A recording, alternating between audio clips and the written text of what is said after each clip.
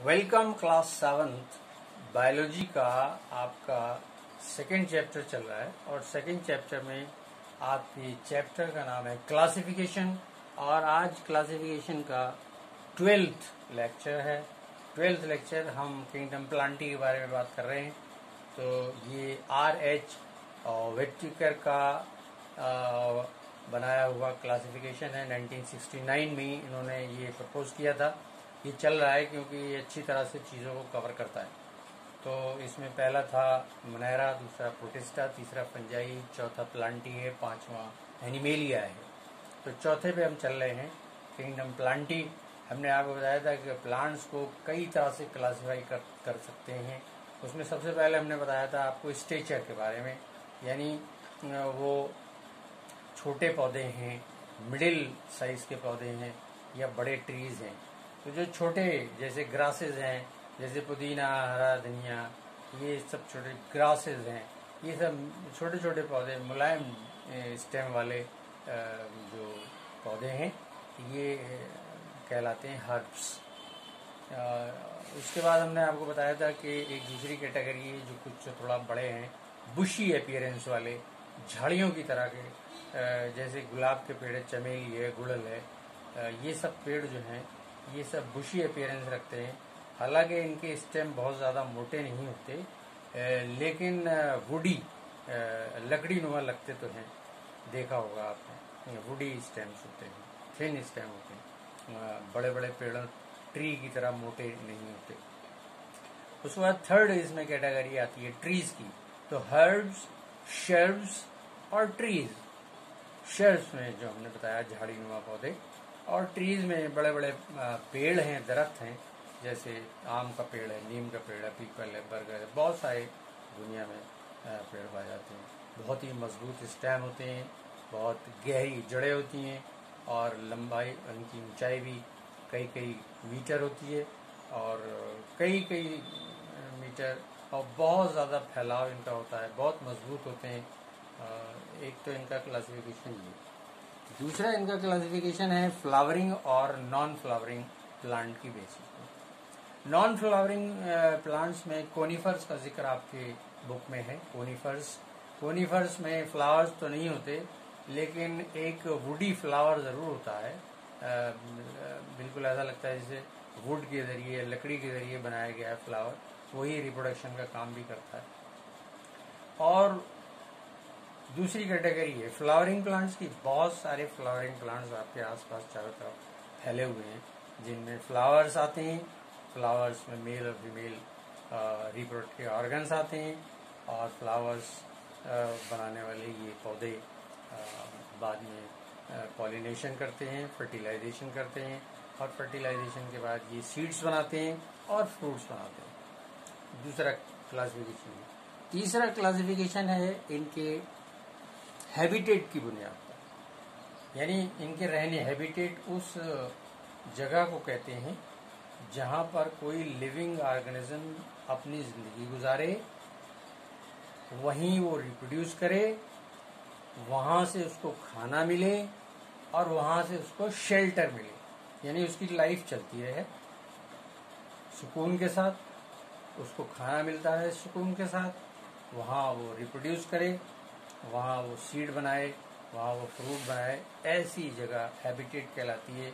और ये सब के लिए, ये प्लांट्स के लिए भी है और ये एनिमल्स के लिए भी। प्लांट्स के पास इस तरह के हैबिटेट्स को 3 कैटेगरी में क्लासिफाई किया गया है। एक तो वो जो बिल्कुल ड्राई एरियाज में ग्रो करते हैं, जैसे डेजर्ट्स में जो ग्रो करते हैं वो मीजोफाइट कहलाते हैं। यानी ऐसी जगह पर उगने वाले जो प्लांट्स हैं उनमें कुछ खासियतें पाई जाती होंगी, जैसे कांस्टेंट लॉस जो वाटर का करते हैं प्लांट्स, ट्रांसपिरेशन के जरिए। एक प्रोसेस होता है जिसमें प्लांट ये कोशिश करता है कि उसकी बॉडी के अंदर एक्सेसिव क्वांटिटी ऑफ वाटर जमा ना हो। तो आ कहाँ से रहा है प्लांट के पास ये water? because the roots of the plants are constantly absorbing water and minerals from the soil. तो ये जो constant absorption है, it will collect large quantities of water in the body of the plant. तो ये ज़्यादा जमा होना नहीं चाहिए. अभी तो नहीं है आपको पता, लेकिन आगे चल के पता चलेगा. बहरहाल इस ज़्यादा क्वांटिटी को, excessive amount of water must be lost from the body of the plant. और इनके पास एक प्रोसेस है थ्रू लीव्स, दे ट्रांसपिरेशन जिसको कहते हैं, they lose water through their leaves stomata. अब अगर ये डेजर्ट में उगे हुए हैं तो वहां तो ऑलरेडी स्कैरसिटी ऑफ वाटर है, the quantity of water is less, तो उनको ये कंजर्व करना है वाटर. इस कंजर्वेशन के लिए वो कुछ तरकीबें लगाएंगे. जैसे उन्होंने ये देखा कि उनके पास जो लीव्स हैं वही एक ऐसा जरिया है जो उनकी बॉडी से वाटर के लॉस में हिस्सा लेता है. तो अगर पत्तियां जो हैं छोटी कर दी जाएं तो नंबर ऑफ स्टोमेटा घट जाएगा. नंबर ऑफ स्टोमेटा घट जाएगा तो quantity of loss of water घट जाएगी. एक तरकीब तो ये हो सकती है. तो आपने देखा होगा जैसे केसिया है, बबूल, कैक्टस हैं, प्लांट ऐसे जो डेजर्ट में होते हैं, उनकी पत्तियां बहुत छोटी छोटी होती हैं. They reduce the area of the leaves. When the area is reduced, the number of stomata also reduced. Ventral surface पर स्टोमेटा बारीक बारीक सुराख पाए जाते हैं. They are guarded by the guard cells. जब जरूरत पड़ती है तो लीव्स उसको खोलती हैं. और दूसरी तरकीब ये है लॉस ऑफ वाटर को रोकने के लिए कि you just get rid of the leaves. So these plants which grow in xerophyte habitats, they convert their leaves into thorns. Spines में बदल देते. तो लीव्स नहीं होंगी तो लॉस ऑफ वाटर नहीं होगा. लेकिन लीव्स नहीं होंगी तो एक बड़ा इंपॉर्टेंट काम कौन करेगा? फोटोसिंथेसिस का, खाना बनाने का. तो फिर this job is taken up by the stem of the plant which are growing in the xerophyte areas, xerophyte habitats. तो आपने देखा होगा कि xerophyte एरिया में उगने वाले जितने प्लांट्स हैं उनमें पत्तियां कम या बिल्कुल नहीं. The leaves are converted into thorns or spines, but their stems become green. They contain chloroplast and chlorophyll, and they take the job of manufacturing food through photosynthesis. Xerophyte हुए. उसके बाद कुछ ऐसे हैं जो पानी में उगते हैं, जैसे लोटस, वेलिस्नेरिया, ये पानी में ही रहेंगे. तो ये इनका जो हैबिटेट है वो हाइड्रोफाइट कहलाता है. तो ये उस तरह से अपने बॉडी को उसके हिसाब से बनाते हैं, क्योंकि इन्हें हमेशा पानी में ही रहना है.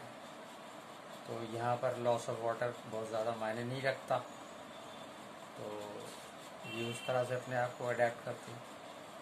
और तीसरे हैं मीजोफाइट, जो ज़मीन पर लैंड पर अपने आप को ग्रो करते हैं. वो तो बड़े मीडियम क्वालिटी वाले प्लांट्स होते हैं. ना तो वो ट्रांसपिरेशन से डरते हैं, ना ही उनको बहुत ज़्यादा पानी का खौफ है. तो तीन कैटेगरी हुई हैबिटेट्स की, ज़ीरोफाइट, हाइड्रोफाइट और मीजोफाइट.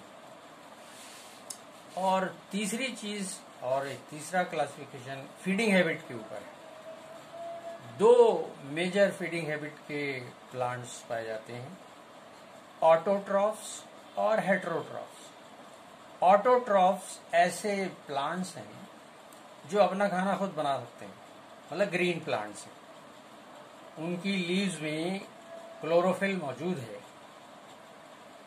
सनलाइट ले लेते हैं सन से दिन में. कार्बन डाइऑक्साइड एटमॉस्फेयर में ले लेते हैं, the carbon dioxide which is given out by the animals during respiration. Soil से वाटर और मिनरल्स एब्जॉर्ब करते हैं And all these five things, five factors, they are collected in leaves. And the process of manufacture of food carries inside the leaves. That is why the leaves of the green plants are called the kitchen of the plant. ये तो autotroph, इन्हें कहीं से कुछ खाना वाना लेने की जरूरत नहीं, खुद बनाते रहते हैं. लेकिन खाना बनाने के लिए जो 5 फैक्टर मैंने बताए भी, ये उनको मिलते रहना चाहिए. ये नहीं मिलेंगे तो फिर इनका कारोबार नहीं चलेगा. दूसरे हैं हेट्रोट्रॉफ, जिनके पास क्लोरोफिल नहीं है, जैसे मशरूम आपने देखे होंगे और भी. तो इनको खाना बनाने के लिए जो चीजें जरूरत है वो इनके पास है नहीं, तो फिर ये खाना किसी दूसरे सोर्स से हासिल करेंगे. तो फिर इनमें 2 कैटेगरी हो जाती है.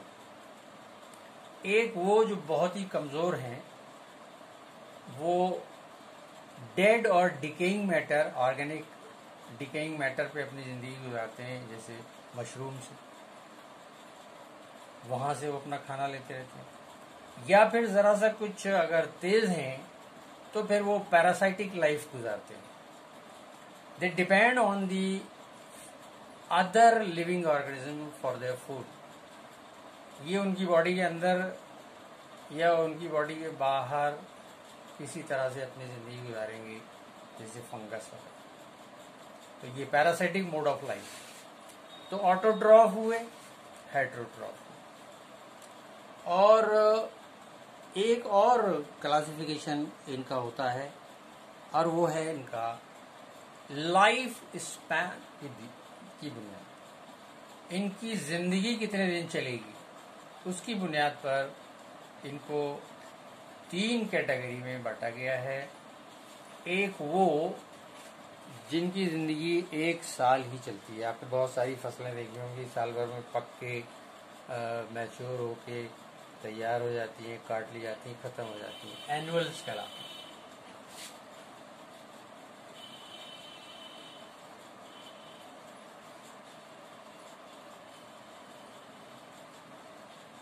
लाइफ स्पैन जो है वो 1 साल का.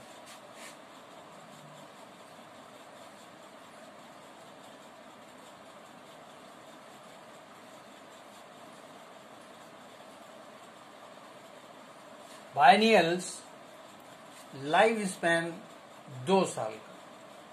कुछ फसलें ऐसी भी हैं जो 2 साल में मुकम्मल होती हैं, हमको पता नहीं चलता. और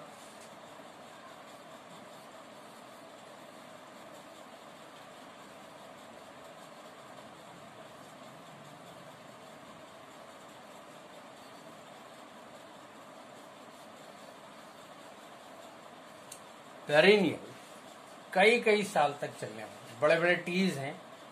एक बार उग जाते हैं तो 10 साल, 50 साल, 100 साल, मेनी ईयर्स पेरिनियल. तो इस तरह से एक क्लासिफिकेशन स्टेचर के ऊपर, एक क्लासिफिकेशन हैबिटेट के ऊपर, एक क्लासिफिकेशन इनकी फीडिंग हैबिट के ऊपर, एक क्लासिफिकेशन इनकी लाइफ स्पैन के ऊपर, और एक क्लासिफिकेशन इनके हैबिटेट के ऊपर. तो इस तरह से इतने तरीके से इनको क्लासिफाई कर सकते हैं. उसके बाद अगला जो हम किंगडम लेंगे वो होगा किंगडम एनिमेलिया.